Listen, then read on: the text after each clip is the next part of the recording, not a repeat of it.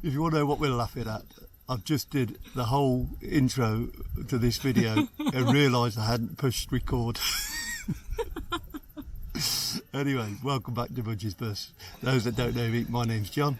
And I'm Carol. And together we're a pair of Wallies. I'm not. The kids are in the camper hiding out of the heat. It's what, top 30s today here in Portugal. Gotta be, yeah. And it's even warm in the shade, the wind's warm. And can't you tell we're British drinking hot tea in this weather? Coffee. Okay, coffee in her case. I've got a whole pot for myself. Yeah, well, what is this video? Well, yeah, this is basically just going to show you one of our favourite spots in Spain that we love and we always seem to be drawn back to. It's just outside the city of Salamanca, and it's actually on the battlefield where Wellington won one of his major victories during the Peninsular War. So this video really was just show you a bit around the scenery, where we're parked up, and I get the drone up and show you basically what it's like. It's nothing special, it's just something to us, isn't it?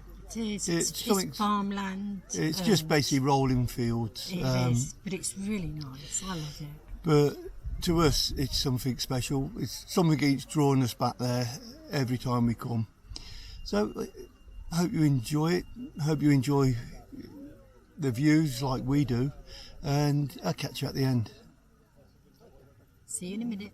1, 2, 3. Let's stop and start again.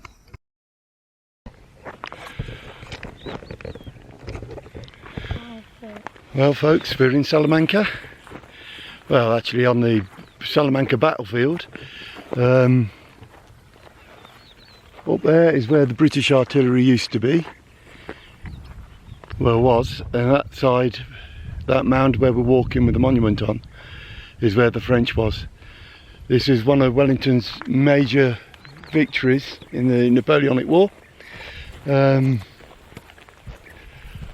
Not much I can really show you, it's just rolling plains and a lot of interesting history. Well, we're walking up to the Great Appalese, to the monument. We'll catch you when we get up to there. Well folks, welcome to Budgie's Bus. My name's John. I'm Carol. I'm Melody. And I'm Bella. And there's Bella behind me. Well, it's day 2. We've got down to, day 3. We travelled down the last 2 days from Calais to Salamanca. I'm getting a bit old now. I find I drive a bit too much, especially on the old knees. But we're in one of my favourite places. We're actually on the battlefield in Salamanca. Well, sorry, just outside Salamanca. If I point over there, that is Salamanca city itself.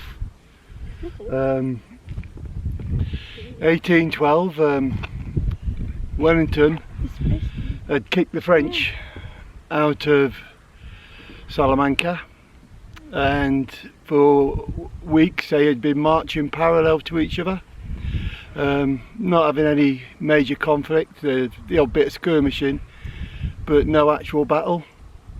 Then on the 22nd of July, Go that side. It's okay. It's alright. On the 22nd of July, 1812, the French Marshal Marmont, I think his name was, was on this mound we're on now. And over in the distance, over that way, he could see a dust cloud. He thought the British was retreating back to Ciudad Rodriguez and back into Portugal. So he ordered his generals to fasten up their pace to try and catch the British on the retreat. So the French started marching out. Some regiments were marching faster than others, and they got stretched out a bit across the plains here.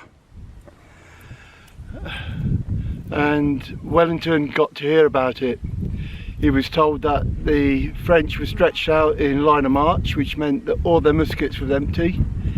And Wellington was having his lunch. He chucked the chicken bone over his window, sorry, his shoulder. And okay, I've changed the battery now. As I was saying, Wellington was told during his lunch that the French was out in a line of march and they were stretched out. Wellington chucked his chicken bone over his shoulder and said, "By God, that will do," and he ordered the attack. First, the Portuguese regiment came across this way and tried to take this hill, which had the French artillery on it. The little hill opposite was where the British artillery was.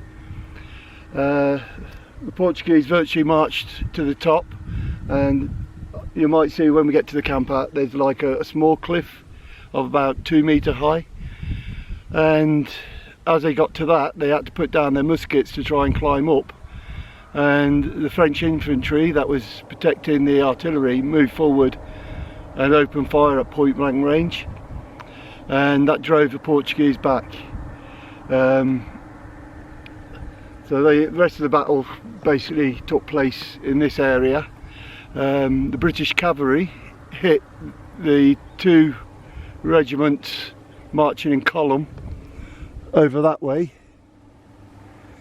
and basically it was a massacre. They didn't have time to form square, their muskets was empty, and the cavalry hit them at flank speed. Then the 3rd Division caught up and blasted away with volley fire into the remnants of the French. The French then broke and ran back up this way towards where these trees are, and that was more or less the end of the battle. It took about 4 hours. I believe there was something like 27,000 French killed.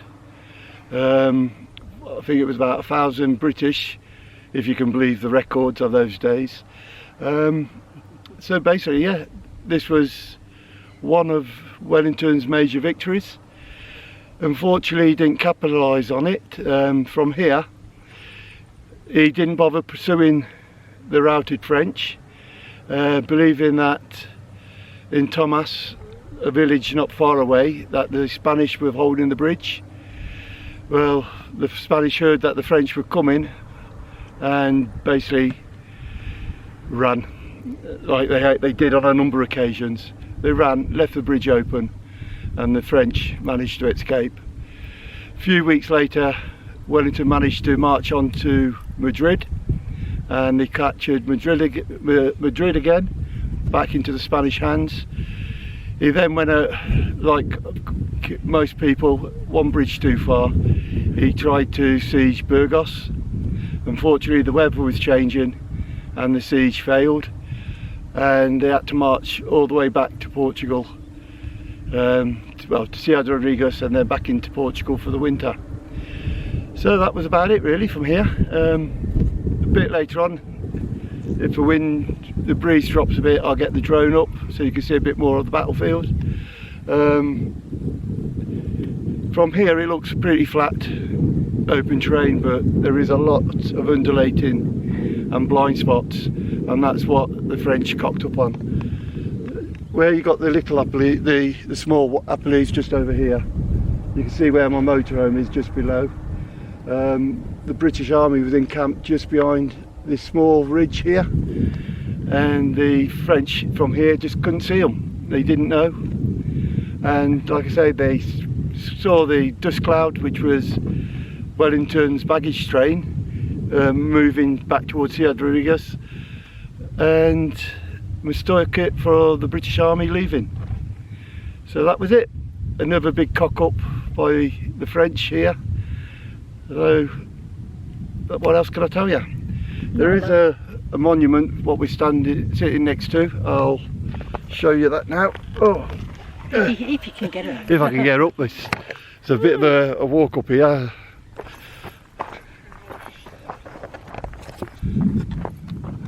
There's the grandkids, Melly, Bella, and of course you know Carol.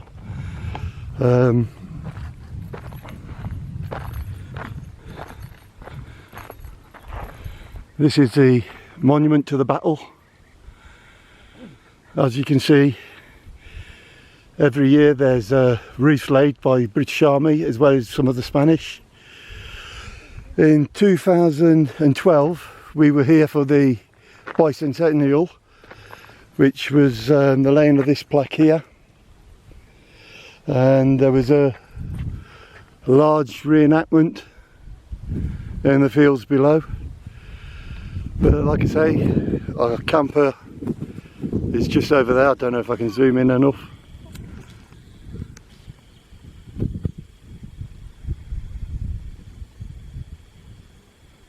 No, it's not very good.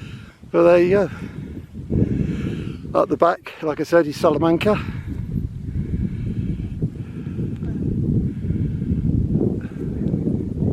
And there's the camper. So, thanks for being with us. We'll try and get a bit of drone footage later and we'll move on from there. So see you when we're back down the bottom.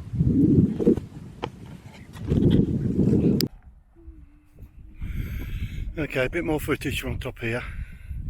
Like I say, over there is Salamanca, just below the mound where the camper is. We usually stop a week here. Is about 4 kilometres away, where we can get fresh water and empty our toilet and grey waste.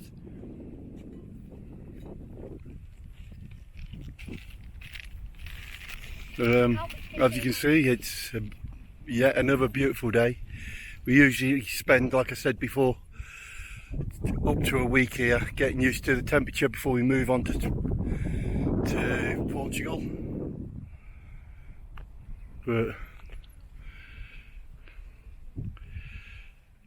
the terrain hasn't changed really a bit since the Battle of Salamanca took place here. Like I say, that was July the 22nd, 1812.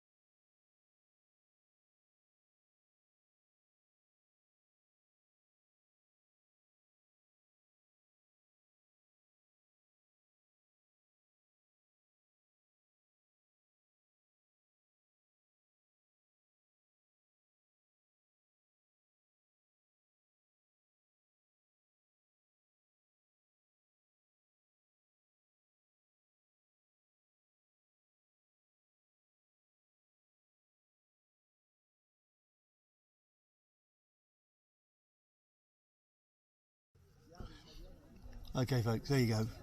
Like I say, it's not anything special, it's just beautiful rolling fields, no shade. It's just that we're so left there in peace. The police, when they go by, toot the horn and wave. The local go-to, he usually stops outside and rabbits away to us in Spanish, even though we don't understand a word he's saying. But he's a nice chap. And even the people in the 2 villages either side of us, they make you welcome. This is one of the things we love about actual being inland and away from the coast. The people are genuinely pleased to see you, and even though they don't understand you and you don't understand them, they still want to sit and chat with you for hours on end. So that is it really. That's what we love about Salamanca and the Battlefield. The next video will be on after this one, but I ain't gonna tell you that now. We'll sort that out in the next intro. So goodbye from me. Goodbye from him. And one very crowded lake in Portugal. There's loads of cars parked up here at the top, and there's loads of cars illegally parked down by the lake as well. So take care, so stay safe, and most of all, happy travelling.